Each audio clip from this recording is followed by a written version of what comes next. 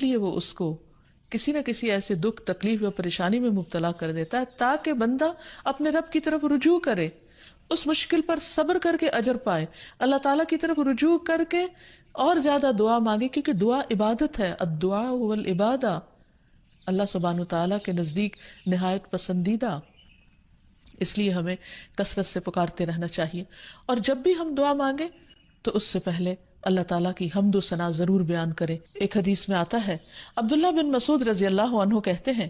کہ میں نماز پڑھ رہا تھا اور نبی صلی اللہ علیہ وسلم، ابو بکر اور عمر ایک ساتھ تھے۔ جب میں بیٹھا تو اللہ تعالیٰ کی حمد و ثنا بیان کی، پھر نبی صلی اللہ علیہ وسلم پر درود بھیجا، پھر اپنے لیے دعا کی تو نبی صلی اللہ علیہ وسلم نے فرمایا، مانگو عطا کیا جائے گا، مانگو عطا کیا جائے گا۔ تو اس سے پتہ یہ چلتا ہے کہ دعا سے پہلے اللہ تعالیٰ کی حمد و ثنا بیان کرنا ضروری ہے۔ اللہ تعالیٰ کی حمد و ثنا کے بے پناہ کلمات ہیں، لیکن آج ہم ان کلمات میں سے ایک کلمہ جو اللہ تعالیٰ کو بے حد محبوب ہے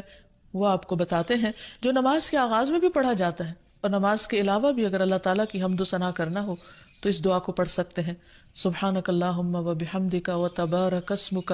وتعالی جدک ولا الہ غیرک۔ اے اللہ تو پاک ہے اپنی تعریف کے ساتھ،